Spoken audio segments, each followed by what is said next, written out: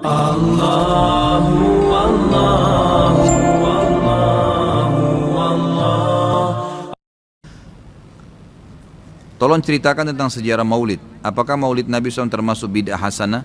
Merujuk sabda Nabi SAW, hadis riwayat Muslim nomor 1017. Barang siapa yang membuat-buat hal baru yang baik dalam Islam, maka baginya pahala dan pahala orang yang mengikutinya, dan begitu pula sebaliknya. Maulid Nabi SAW adalah merayakan hari lahir Nabi SAW. Awal mulanya muncul tahun 230 Hijriah. Dan ini muncul dari kerajaan dinasti Fatimiyah Syiah ya, yang itu dibentuk pada saat itu di Mesir, dan mereka punya 6 macam maulid, dan sampai hari ini di Iran masih ada tuh. Jadi yang berfaham Syiah memang mengikuti ini.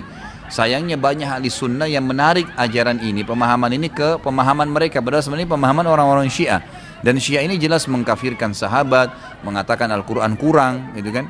Mereka punya 6 macam maulid. Maulid Nabi SAW, Hasan, Husain, Fatimah, Ali, dan rajanya mereka.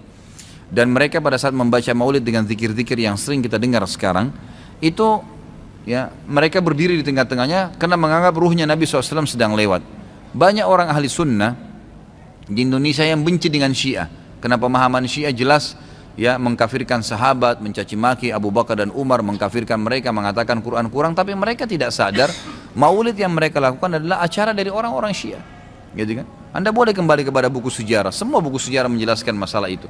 Jadi munculnya di tahun 230 Hijriah dan dilakukan oleh Syiah ya pada saat itu yang mendirikan dinasti Fatimiyah namanya.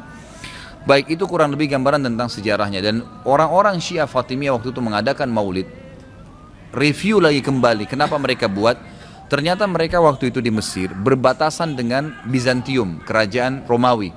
Dan waktu itu orang-orang Romawi mereka mengadakan maulidnya Nabi Isa, ya kan gitu.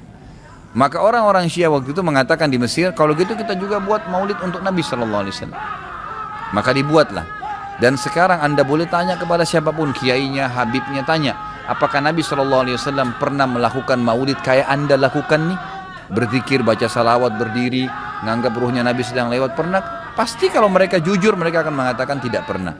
Ditanya, lalu kenapa Anda lakukan? Bentuk cinta kepada Nabi SAW. Bentuk cinta itu harusnya mengikuti dan mencontohi dan melakukan apa yang dicontohkan dan diperintahkan saja, nggak menambah, gitu kan?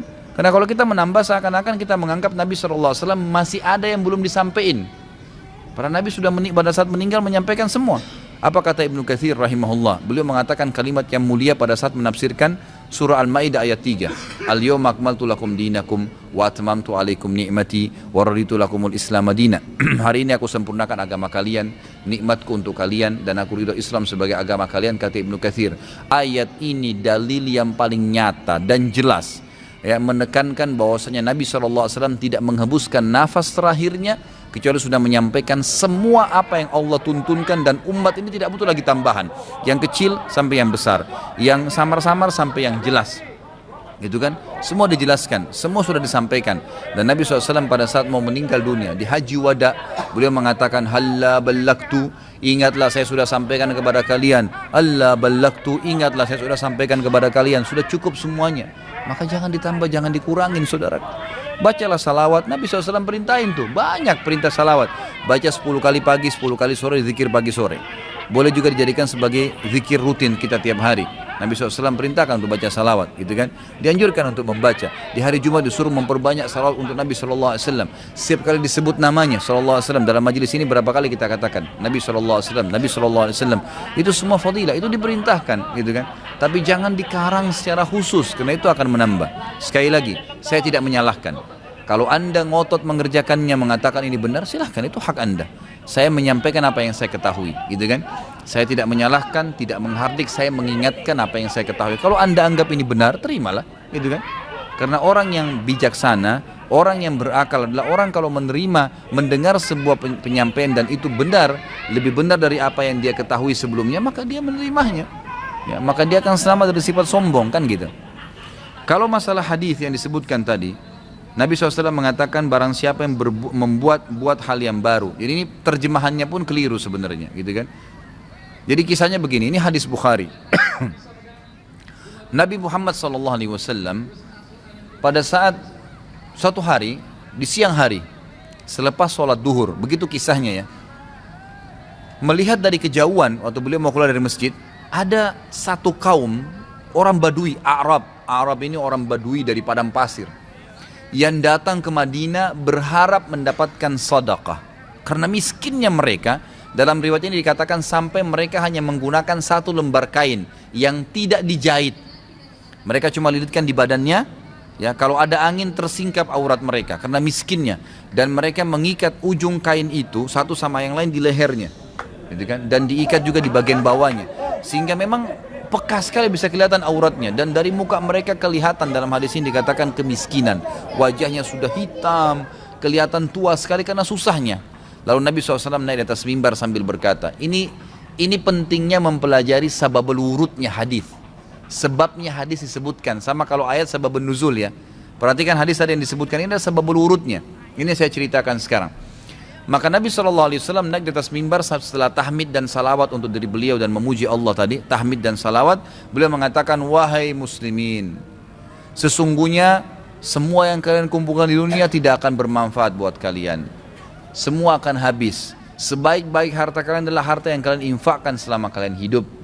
Maka berinfaklah sebelum datang masalah akhirat, datang kematian. Lalu dalam hadis ini panjang lebar Nabi SAW ceritakan masalah kematian, masalah hisab hari kiamat. Lalu motivasi, bersedekahlah sebelum terlambat waktunya. Ya, semua yang punya sesuatu di rumahnya bersedekah. Berikan orang-orang yang susah itu, yang datang menuju ke masjid, berikan kepada mereka sebelum mereka injak masjid ini. Lalu kata Nabi SAW, bersedekahlah walaupun hanya dengan sepotong kurma. Jadi kalau seseorang di antara kalian punya kurma di rumahnya satu butir, bagi dua, satu dia makan setengah dia makan, kasih setengah orang miskin ini. Saking pentingnya bersedekah. Waktu itu ikhwan dan akhwat sekalian, sahabat termotivasi, ada yang menangis. Ada satu orang sahabat berdiri, lalu dia mengeluarkan semua yang dia miliki di kantongnya. Ya Rasulullah, ini saya sedekahkan. Dengan melihat orang itu melakukan, sahabat di masjid rame-rame melakukannya. Pada keluarin semua hartanya. Apa kata Nabi SAW? Siapa yang menunjukkan perbuatan baik dalam Islam, yang memulai. Kenapa? Karena tadi ini orang memulai kasih, maka dia akan mendapatkan pahala orang yang melakukannya tanpa dikurangi sedikit pun dari pahala orang yang melakukannya. Jadi kalau kita ajak orang ke masjid atau kita ajak orang bersedekah, lalu dia dapat pahala nih 10 pahala misalnya karena sholat atau karena sedekah, kita kena mengajaknya, diberikan juga pahala 10 tanpa dikurangi dari pahala dia, kan begitu. Ini sebabnya hadis. Sayangnya hadis ini disalahfahamin, dijadikan bolehnya mengatakan ada bidah hasanah. Semoga Allah berikan hidayah. Padahal mereka tidak faham sebab urutnya. Ada sebabnya hadis itu disebutkan. Jadi bukan kosong begitu saja, gitu kan? Jadi mudah-mudahan ini bisa difahamin apa yang telah Nabi SAW sampaikan.